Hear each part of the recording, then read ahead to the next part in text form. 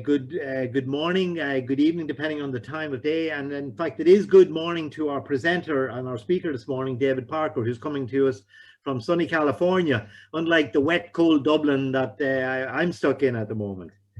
So to quickly introduce David, you'll have seen his brief bio. David is bringing to us a critical component of Agile, coming out of, if you will, the classic application development world and moving into the enterprise agility world. And that brings us very much into the whole area of HR and how that component of the organization is managing to become part of this overall agile enterprise development. So David has got, he is an expert in the whole Agile area, an Agile coach himself, a non-technical guy, but understands agility extremely well, but also the topic of HR.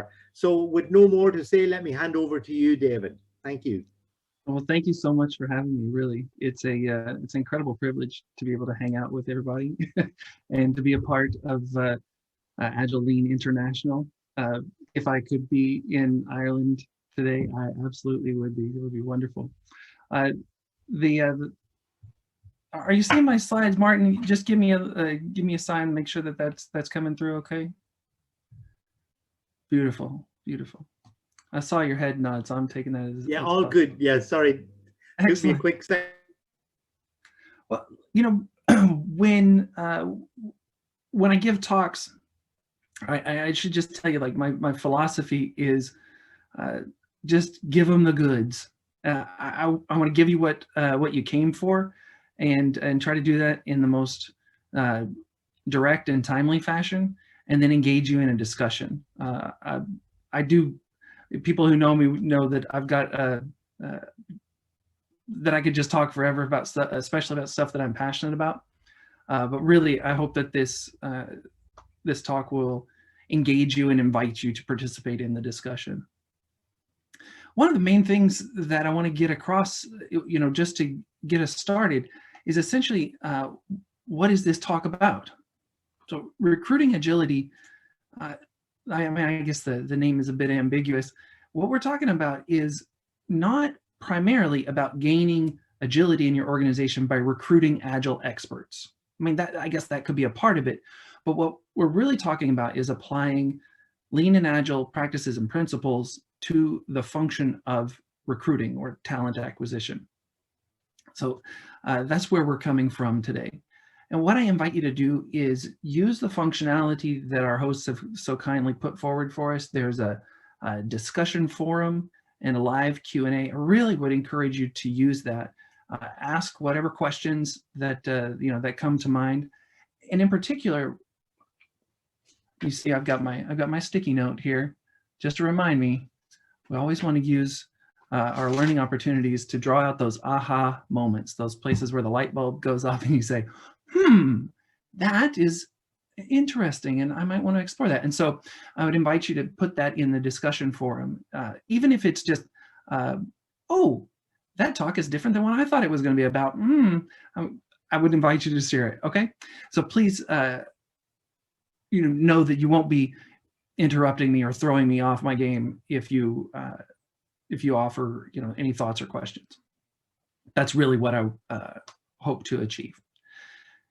So moving on, the recruiting function in organizations is really ripe for reinvention. And basically, the dynamic is such that in technology, especially in California, there's practically no unemployment in the software and engineering field. And so recruiting takes on a starkly different dimension than when talent acquisition or recruiting came about. It was built on a post-World War II industrialization model, definitely a different supply and demand dynamic. The idea is just you post an ad in the newspaper classifieds and the candidate just magically comes along, right? The perfect person, and you're going to have a line out the door of available candidates. And that's just not the dynamic today. But most of our job boards and the recruiting function is still built on that same kind of a model. And really what we need to do is think about how to move talent acquisition into this new digital era. In order to compete, in order to gain the best talent into your company, in order for your company to win in the marketplace, you need to be competitive. You need to offer, the best possibilities for candidates. You need to be, but you also, your function, the recruiting function, needs to be responsive and communicative and organized and provide for the candidate a great experience. But how does it usually work? The thing is, companies typically recruit in a very linear fashion. And what it essentially looks like, if you haven't been exposed to this function before, I'll just give you a very brief overview. Essentially, a hiring manager, a manager who does hiring, who is going to hire somebody, identifies that they have a need on their team. Either somebody left and there's like some attrition and they're going to fill in a vacancy, or they're in a new space and they need to grow a team in order to gain some capabilities for the organization to accomplish the goals. But the hiring manager identifies a need and they contact a professional in their organization called a recruiter or a talent acquisition professional. And the recruiter and the hiring manager work together to craft a job posting, and it gets posted on a public job board like LinkedIn or Indeed or a number of other places to try and get the eyes and attention of talent, people who are talented people who are out there looking for jobs, right? So it's still the same model as the old classifieds. Then the recruiter takes the applications, filters them out, shortlists them for the hiring manager, says, here's the people that look like they fill the qualifications for the role. Who do you want to interview? And then the next step is to schedule interviews. Sometimes the recruiter will work with a specialist in this area called a scheduling coordinator, and they'll schedule the interviews. It's actually quite a lot of work and a lot of moving pieces to get candidates to sit for interviews. Most companies require multiple interviews with like a panel of people, so that the company can evaluate candidates from different perspectives. Like this is, but one thing happens after another. Then the job is offered to the best candidate. Theoretically, this is how it works, and then the candidate accepts the offer. But if the candidate doesn't accept the offer, they decline the offer, then, which happens all the time, because again, the dynamics are such that people are not always, they're not usually out of work. They're usually working, and you have to offer them something better to get them to move. So a lot of times they'll decline the position, and then the process has to start back at some point. You go back to the list of shortlisted candidates and try to get more of them through. Anyway, so that's essentially the process, and it's quite linear. One thing happens after the other. What this essentially equates to is a long, drawn-out process. The typical process achieves the typical results. And if you've ever looked for a job, you know that it's a long, drawn-out process, and there's definitely gaps in time where you don't know what's going on. You're kind of you feel like you're on the outside as a candidate. But what's really funny is nobody wants the process to take long. Companies want to hire. They have a role that they need filled. That manager needs somebody on their team. They don't want to take 6 months to find somebody for their team. They want somebody yesterday. And so the problem is, where does the process lead to delay? So what I would propose is that there's a better way, and I hope you'll give me some opportunity to explain some of the things that I learned by working with talent acquisition professionals to introduce lean and agile practices. But just to be clear, what I mean when I say recruiting with agility, I'm not talking about applying a specific agile method. For example, taking Scrum from the Scrum guide and applying it kind of out of the box into the world of recruiting. I'm talking about Agile in its broadest sense, swift, acting with swift, easy grace, being nimble and flexible and adaptable, creating a flow of value in the company. That's what I'm talking about when I talk about recruiting agility. Let me give you some idea of what happened so that you'll tune in to these lessons learned to see how these things really helped. So these are some of the outcomes of the work that I did with this company. 2,500 people in a global talent acquisition organization. Introducing lean and agile practices was just kind of a long process, ongoing process. I'm sure you can appreciate. One of the most important outcomes was moving the mindset of recruiters away from being order fillers to being order shapers. That's really what most recruiters want. Most recruiters want to be able to use their talent and skills to help the business and hiring managers make better decisions given what's available in the marketplace in terms of talent and the skills in any particular part of the world. Being able to match that up and give forecasts to the hiring managers to help them find the right people for their team. Most talent acquisition professionals want to be in that space, but they're often constrained by the old rules of recruiting. Another thing that was made possible by introducing lean and agile practices was reducing waste in the system. One of the indicators of that is that we reduced cancellations of requisitions to practically nothing, which is huge. Many people who work in the field understand that like a requisition gets canceled because either it takes too long to hire and the funding dries up, or they go out in a search for a particularly hard to find skill set in one part of the world, and the process constrains them to not be able to hire people who might have that talent in another part of the world. And so being able to move and adapt to what's available in the marketplace, it often results in waste in the talent acquisition process. Another thing that we were able to accomplish was cutting cycle time. We call it time to hire in recruiting. Time to hire is equivalent to cycle time in lean. We cut that in half. What that looks like in real terms is like, imagine instead of taking 120 days on average to fill a role, it would take 50 or 60 days. So cutting the amount of time in half. And if you're able to cut the amount of time that it takes to hire, then you can be much more responsive to hiring managers and to the candidates in the marketplace, which essentially is this last point. We were able to deliver, as measured by Net Promoter Score, a better experience for the candidates, a more responsive experience. Hiring managers were happier with the results, and the recruiters were happier because they were able to deliver value and see it come to life in a lot more fluid and dynamic ways. Let me take a quick look over to the presenter chat and make sure that I have everything before I move on.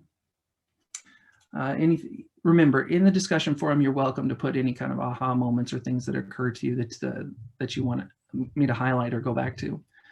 But moving on, the essential question is, how does a company recruit with agility? I have all the answers, so rest assured. I'm sorry, you get to know me and I'm a little silly sometimes.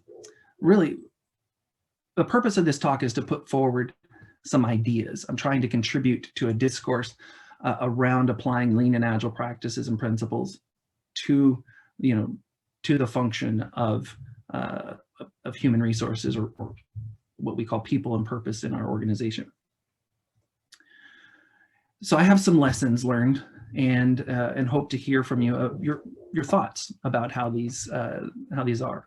And I'll briefly go through these. I've got 5 lessons that I've called out today, and then we'll open the floor for more discussion. So the first lesson is actually, I would start with lean before trying to apply Agile. What we did was we tried taking some Agile out of the box solutions, basically taking practices from Scrum and just plopping them down into the recruiting organization. And some things worked, but a bunch of them needed some adaptation. But what really worked was the basics. Like when we go back in the analysis afterwards, the basic practices of lean really helped us. So here's some steps that I encourage you to explore in your context. The very first thing is visualize your recruiting process end to end, which I depicted earlier, but it varies by organizations. But one of the key things is, where does the recruiting process start, and where does the process end? So in our case, we decided that it started when the hiring manager contacted the recruiter, basically that intake function of bring in, the clock basically starts when that new request is taken in. And we decided that we would stop the clock when the candidate was accepted an offer. We didn't include the part which is a really necessary part of talent acquisition, which is actually bringing that talent into your organization through the onboarding process, right? You might think of, in your organization, your process might end with that person sitting at their desk or in their virtual environment with the computer, logged into the very first meeting. Maybe that's when the talent acquisition process ends. So the key thing there is visualize and map out the flow from end to end. And then the next step is to identify through visually watching that flow of work, see where the work piles up, see where there might be slowdowns or bottlenecks or constraints in your process. And then the next thing is to limit work in progress so that the work doesn't pile up as much in those areas. Really, when we did that in our own function, that enabled a lot of insights and process change that wouldn't have happened otherwise. All right, another lesson is put values before practices. And this builds really on the first one, but the idea was we tried to lift, when I joined the organization, they were basically trying to lift and shift practices from Scrum and put them into the talent acquisition function without knowing really why those practices were present. So an example of that is co-locating all the recruiters in a geographical area. Let's say, put them all in the San Francisco office, for example.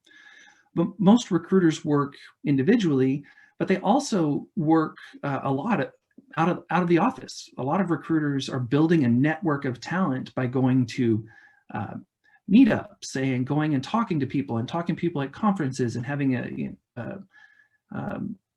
they have numerous ways of building their network. And so being in an office was a different dynamic, right? We said, well, Scrum says have co-located teams, right? And so at least that was the thinking. And that was just one example of a practice that really needed some evaluation for why it was there. So my recommendation is start with the values. What really matters in your context? And in our experience, we did a pretty deep analysis, a lot of conversing with people, and we decided that these 5 values were the most important things to hone in on in our context. We said that the values of recruiting agility in our organization were going to be commitment, focus, collaboration, innovation, and empowerment. And then we talked about how do you bring those values about through lean and agile practices. But that was really the key thing that got us going, was figuring out what the values were that were going to make us more nimble and flexible, graceful. Lesson number 3 to share with you is show the story. Now, this means using data to change people's mind. Really what you need to do is identify the pain points in your process and then pin your metrics to that so that it tells a story. It's really, it's a lot easier to change people's minds when they can see and experience the story that you're trying to tell them. So if you go to, most recruiters will tell you, yeah, the thing that slows us all down is hiring manager responsiveness. Like we tell the hiring manager, hey, here's 10 candidates, come back to us with who you want to interview. And then we don't hear from them for weeks. And it turns out they were on vacation and we didn't know it, right? And so that has the effect of slowing down the recruiting process, but also those 10 candidates are just hanging out there waiting because they don't hear anything. But on the flip side, hiring managers are like, well, I asked the recruiter for help with a bunch of stuff and then I didn't hear from them for 6 weeks or whatever. They don't know that the recruiter is posting jobs, fielding applications, vetting and shortlisting candidates. They don't know what goes on in the recruiting process. So on both sides, it's a breakdown in communication, but it's also a lack of understanding of each other's perspective. And so what we did was we visualized the end-to-end flow of work, and we showed like where the candidates were in the process, where the hiring manager, who was waiting on what. And by having that kind of objective view of reality, it made it possible for hiring managers to change the way that they became more responsive to recruiters.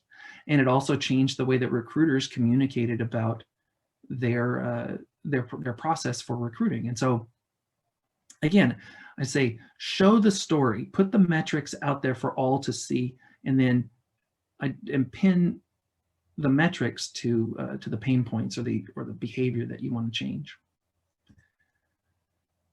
All right, I said lesson 3, but I realized there's a typo on this page. This is lesson 4. Prioritize, then focus. And what this means is decide what are the most important roles that need to be filled, and then focus on filling those roles. So one of the things that is, before I had worked in talent acquisition, working as a coach for lots and lots of teams, one of the things that I was really surprised at was in recruiting, many recruiters carry what they call a slate of candidates or roles that they're trying to fill. A new recruiter, somebody who's new to the field, might have a slate of 30 candidates that they're trying to fill per quarter, right? And as they get more and more senior, the belief is that those recruiters can carry a larger and larger slate of candidates. And so you might get a senior recruiter, somebody who's been in the field for a long time, they have 80 or 90 roles that they need to fill in a quarter.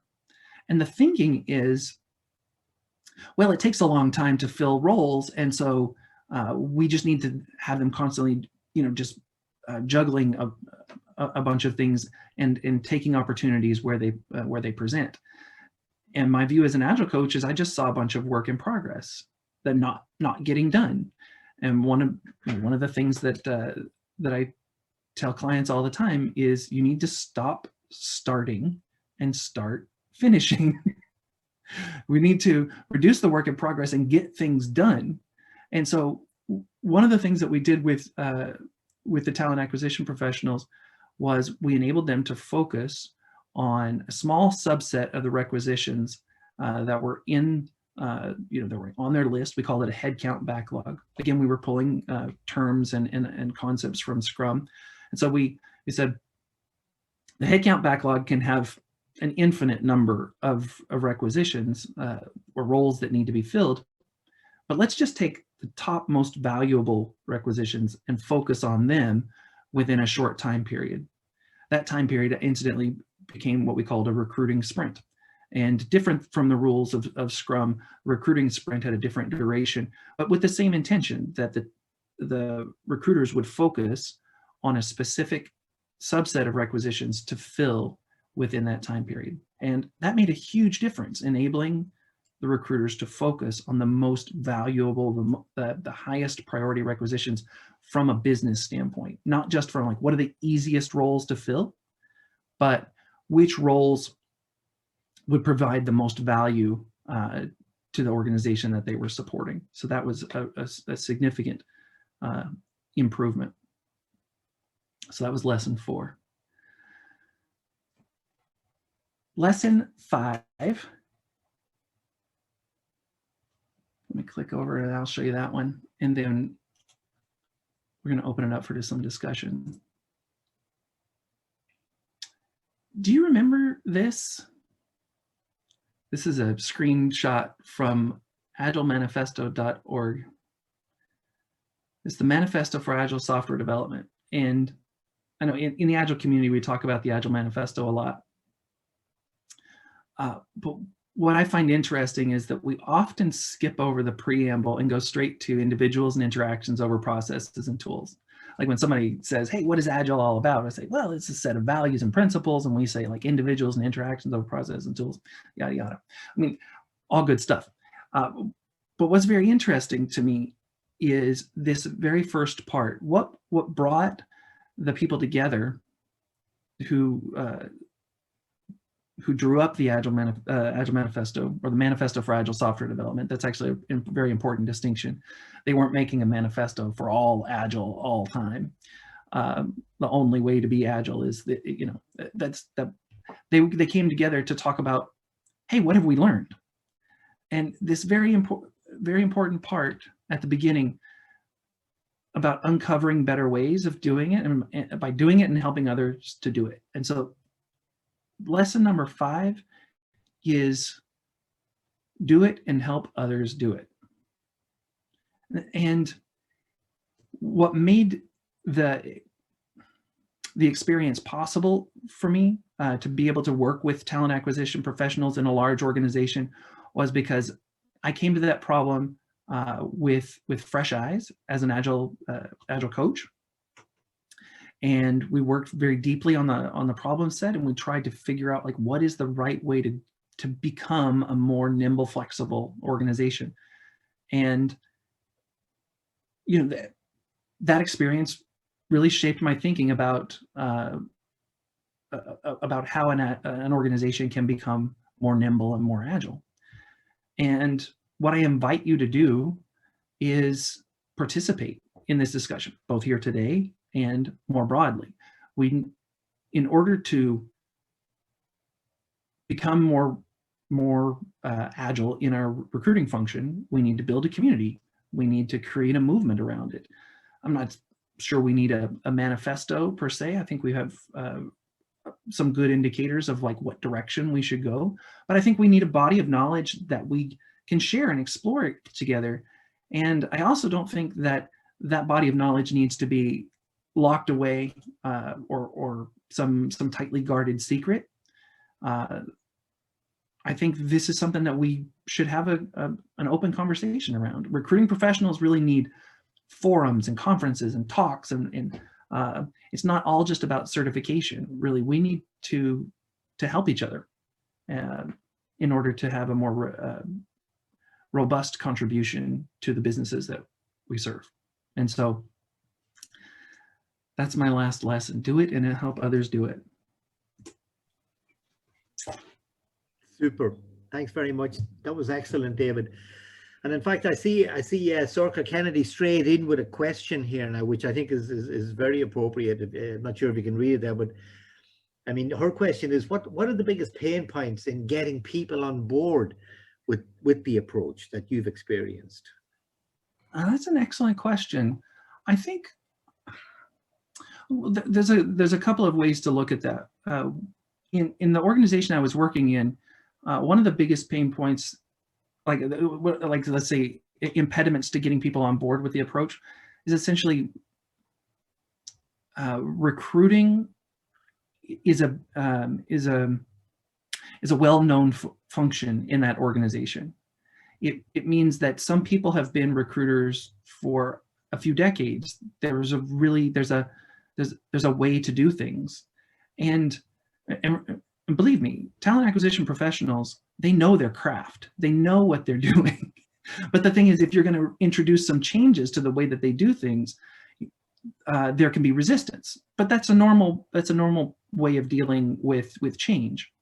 So one of the things to do was to educate and guide people to help them embrace new ways of working. And so we did that with e-learning courses and with a number of like talks and presentations. We invited more and more people to basically join in the learning and to experience agile ways of working, or trying and experimenting with different practices, rather than just saying like, okay, we're going to flip the script and everybody's going to do things in a different way, which would have been really, really disruptive. So I think one of the things that we did was incrementally introduce a number of lean and agile practices, and over time we saw people shift. That's an excellent question.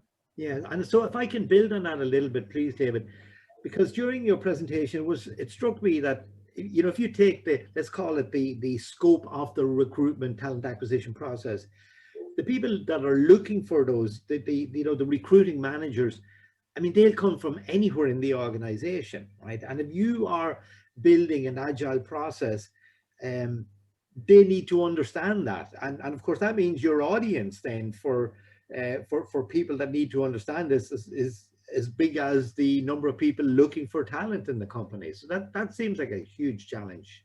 Yeah, it is. It is a huge challenge. That's why the values became really important. We would have a conversation about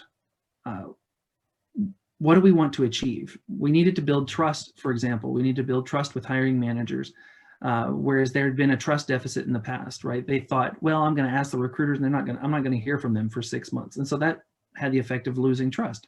But on the other hand, when we focused on the value of commitment, we said, look, we're going to deliver what we say we're going to deliver, and we're going to do it in the time that we're going to do it. But I'm not going to overpromise. I'm just going to tell you exactly what we're going to do. And the key there was to do it, make those promises empirically, right? We learned from the past 6 weeks that we can hire 5 candidates. So we have a good indication that if we have a similar commitment to then we can probably do another 5 candidates in the next 6 weeks, right? We changed the conversation to be about we'll make a commitment, and then we'll deliver our commitment. And that will help us to build trust. And another thing was the element of focus and prioritization became really, really important, right? One of the tendencies, and I think we see this in many in like agile product development or in the product development space, is one of the tendencies is to just ask a team to do everything, right? Because there's a perception that if I don't ask them now, they will never get to it, right? This comes from our old waterfall days of documenting miles and miles or lists of requirements, right? But an incremental form of delivery means that you don't have to ask for everything under the sun all at one time. You can ask for just the most important thing, and then when that's delivered, ask for the next most important thing.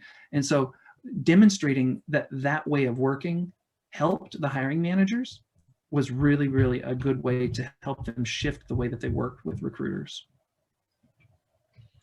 David, just a somewhat different point though, but very much connected. Do you think that if thinking about this from the candidate's point of view, right? If they feel that the process, and you touched on this, has been agile, right? It's been effective, it's been smooth and quite quick. You think that has a big bearing on their willingness to actually join the company, given, as you said earlier, they probably are in a current job and they probably have plenty of opportunity if it's the talent that we want? Yeah, that's an excellent question. In North America, we call I'm not sure what we call it in other places, but we talk about passive talent. This is, you know, somebody who is gainfully employed somewhere, but would move to another company if presented the right opportunity. But they're like the diamond in the rough. They're like the special prize. Maybe that's a better way to say it. Like, they're the ones that are hard to find. And if you can go after passive talent, the people who are at your competitor, boy, you could really, if you could draw them in, that could be really good for you. And passive talent, one of the key things for passive talent is they They want to move for the right opportunities. They need to be shown a vision, right? And if you can approach a candidate and say, if in 3 weeks you could be sitting doing something completely different, would you take a meeting? Right? Then you need to have a recruiting process that can move. You can't you can't just pick up the phone and call, a highly talented person at your competitor and say, well, stick with me for 7 or 8 months and I'll let you know if this job is going to become available. That's not going to fly. But on the other hand, if you can be nimble and flexible and move very quickly, you can draw the best talent to your organization. But that means that your recruiting process need to be conducive to that. That's a huge point, because I was even thinking about it. I hadn't even really considered the aspect of saying, look, if you talk to us, we'll talk to you, we'll have a meeting in a week or 2 weeks. But actually, John Wood comes in with a hell of a point here as well, which is, and I hope I'm interpreting this correctly, John, but as you can read it there yourself, but can the recruitment process begin to be approached more as a kind of a continuous delivery, as he's called it, a kind of, I can imagine this myself, instead of waiting for the linear, okay, somebody needs somebody, raise a requisition, etc., etc. Can it be kind of a continuous process? And I think that I would even add to that the fact that the context that, jobs are changing so quickly.